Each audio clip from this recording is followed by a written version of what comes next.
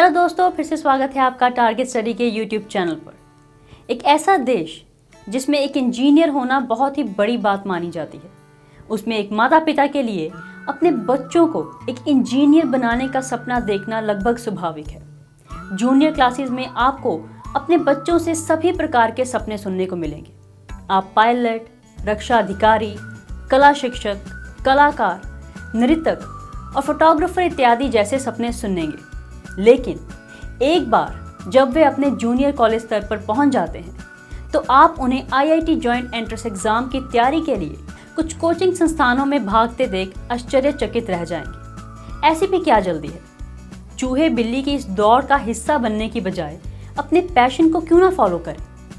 कुछ ऐसे छात्र हैं जो वास्तव में बड़े इंजीनियरिंग कॉलेजेस में जाने और वहां से ग्रेजुएट होने के बारे में पैशनेट हैं, और कुछ युवा ऐसे हैं जो इंजीनियरिंग क्षेत्र में अपनी विशिष्ट पहचान बनाने का सपना देखते हैं। एडवांस्ड आईटी ट्रेनिंग एक छात्र को आईटी रेवोल्यूशन में एक टॉर्च बेयरर यानी कि मशाल वाहक के रूप में तैयार करता है। आज इंडियन इंस्टीट्यूट ऑफ टेक्नोलॉजीज और कई भारतीय इंजीनियरिंग कॉलेजेस के ग्रेजुएट्स गूगल, माइक्रोसॉफ्ट और कई आईटी जायंट्स में शीर्ष स्थान पर हैं। हम भी दुनिया भर के कुछ आर्किटेक्चरल चमत्कारों में आते हैं। जरा बुर्ज खलीफा के आर्किटेक्ट से जुड़े गर्व की कल्पना करें। ऐसे कई छात्र हैं जो इस गर्व और प्रतिष्ठा में अपना भी योगदान देना चाहते हैं। आईआईटी छात्रों को इन सपनों को वास्तविकता में लाने की अनुमति देता है।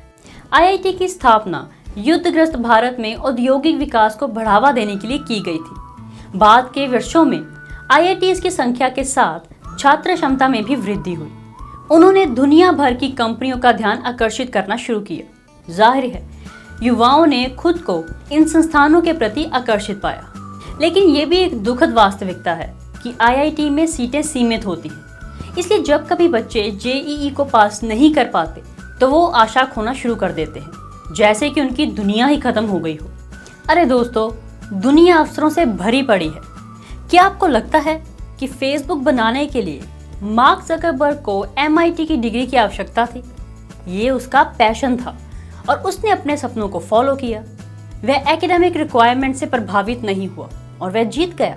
इसलिए जब आपको पता चले कि आप आईआईटी एंट्रेंस एग्जाम को पास नहीं कर पाए तो कुछ क्षण निकालें और ऑब्जर्व करें, अपनी अंतर आत्मा को टटोलें। और अगर आपको एहसास होता है कि इंजीनियरिंग वो नहीं है जो आप करना चाहते हैं तो अपनी अंतर आत्मा की आवाज़ सुनें और उसी दिशा में काम करें। आप NIFT, NID, law colleges, CA, CS के एंट्रेंस एग्जाम में शामिल हो सकते हैं।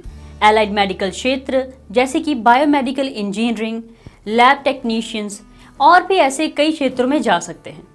यदि आप कंप्यूटर में दिलचस्पी रखते हैं तो आप BCA और MCA करने के बारे में सोच सकते हैं।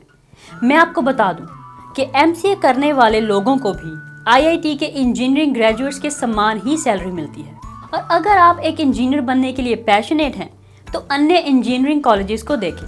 हमारे देश में कई नेशनल इंस्टीट्यूट ऑफ टेक्नोलॉजीज और रीजनल इंजीनियरिंग कॉलेजेस जैसे कि PEC है, जो सामान्य रूप से अच्छी शिक्षा और एनवायरनमेंट प्रदान करते हैं। आपको वहाँ समान अवसर मिलेंगे।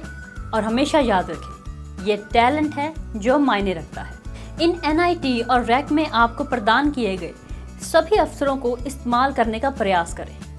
जब आप वास्तव में कड़ी मेहनत और स्मार्ट काम करते हैं तो आप सफल ज़रूर होते हैं। NIT और IIT के साथ साथ हमारे पास आपकी डिग्री प्राप्त करने के लिए PEC, bits Pilani, bit Mesra, KIIT और थापड़ इंजीनियरिंग कॉलेज आदि जैसे कई प्रसिद्ध स्ट्रेट रन और प्राइवेट इंजीनियरिंग कॉलेजेस भी हैं। ये सभी इंजीनियरिंग कॉलेजेस भी वेल रेप्यूटेड हैं, जिनकी फैकल्टी और एलुमनी भी काफ़ी अच्छी है।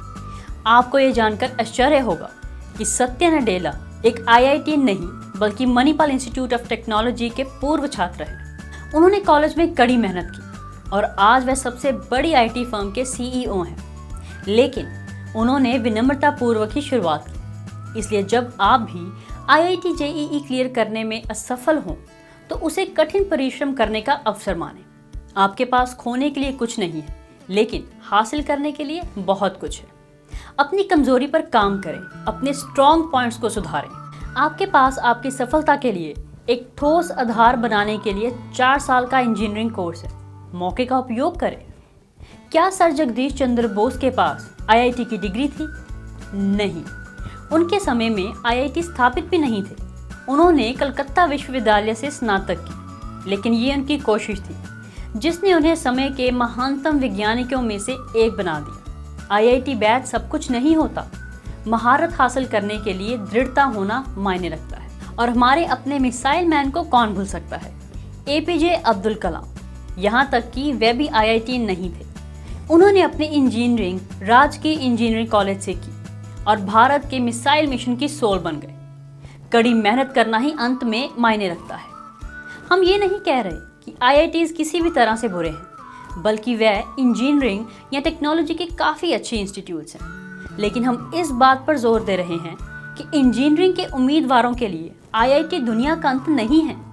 यदि आप इंजीनियरिंग में एडमिशन नहीं ले सकते तो आप आर्किटेक्चर के क्षेत्र में उतर सकते हैं, जिसके लिए आपको नाटा एग्ज़ाम देना चाहिए। इससे आपको भारत के प्रीमियर आर्किटेक्चर कॉलेजेस में अप्लाई करने का मौका मिलेगा। यदि आप अपने आप को एक बिल्डिंग स्ट्रक्चर के निर्माण के लिए अधिक इच्छुक पाते हैं तो आर्किटेक्चर का अध्ययन करना आपके लिए एक सही विकल्प हो सकता है। आप इंटीरियर डिज़ाइनिंग में भी अपना करियर बना सकते हैं। इन दिनों उनकी भी बहुत मांग है। हमारे चारों ओर इमारतें हैं और साथ ही हम जगह की तंगी का सामना भी कर रहे हैं। एक अच्छा इंटीरियर डिज़ाइनर जानता है कि अधिकतम स्थान का उपयोग कैसे किया जाए।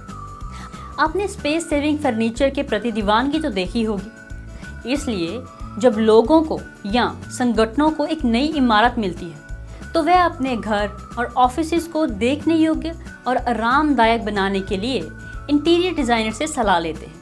ज़्यादातर कंस्ट्रक्शन और आर्किटेक्चर फर्म्स इंटीरियर डिज़ाइनर्स को काम पर रखते हैं जो कि आर्किटेक्ट्स के साथ तालमेल में काम करते हैं। इन सभी विकल्पों पे आप विचार कर सकते हैं। और अगर आप वास्तव में इंजीनियर बनना चाहते हैं तो अपने सीनियर्स, शिक्षकों और दोस्तों से बात करें। हमें ये स्वीकार करना होगा कि भारतीय माता पिता चिकित्सा और इंजीनियरिंग धाराओं से परे कुछ भी नहीं देख सकते, जबकि दुनिया अवसरों से भरी पड़ी है।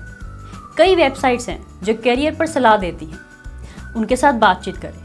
वे हर दिन सैकड़ों छात्रों के साथ डील करते हैं और एक अच्छा अनुभव रखते हैं।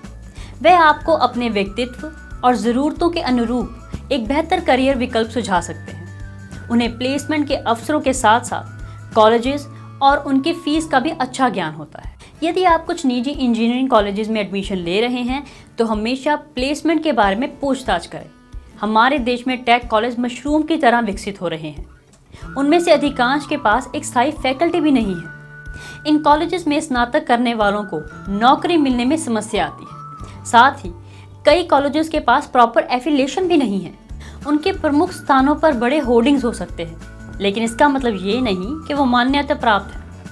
उन्हें फ्रंट पेज की खबरें और बड़े इवेंट हर बार मिल सकते हैं। बस यूजीसी की वेबसाइट देखें, आप ये जानकर चौंक जाएंगे कि इनमें से कुछ हाई प्रोफाइल संस्थान फर्जी विश्वविद्यालय की श्रेणी में आते हैं। आपको नौकरी मिल सकती है, लेकिन आपको कभी भी स्नातक के रूप में नहीं गिना जाएगा। और यदि आप सरकारी सेवाओं या यूपीएससी परीक्षाओं में शामिल होना चाहते हैं तो आप एलिजिबल नहीं होंगे। इसलिए विज्ञापनों पर कभी ना जाएं। किसी भी कॉलेज में एडमिशन लेने से पहले उचित बैकग्राउंड की जांच करें। यदि आपकी आर्थिक स्थिति अनुमति देती है तो आप विदेश में इंजीनियरिंग के लिए भी जा सकते हैं। कई देशों को उनकी गुणवत्ता के साथ साथ सस्ती शिक्षा के लिए भी जाना जाता है। आपको वहाँ एक ग्लोबल एक्सपोजर मिलेगा। आप वहाँ इंजीनियरिंग तकनीकें सीख सकते हैं और उन्हें वापस अपने देश में उपयोग कर सकते हैं। लेकिन ये विकल्प सख्ती से आपकी आर्थिक स्थिति पर आधारित है। और यदि आप वास्तव में आईआईटी में अध्ययन करना चाहते हैं तो आप स्नातकोत्तर और डॉक्टरेट कार्यक्रमों के लिए भी आईआईटी में अप्लाई कर सकते हैं। आप अपने आईआईटी में पढ़ने के इस सपने को इस तरह भी पूरा कर सकते हैं, लेकिन इसके लिए भी आपको graduate aptitude test in engineering या फिर joint entrance test for MSc JAM clear करना होगा।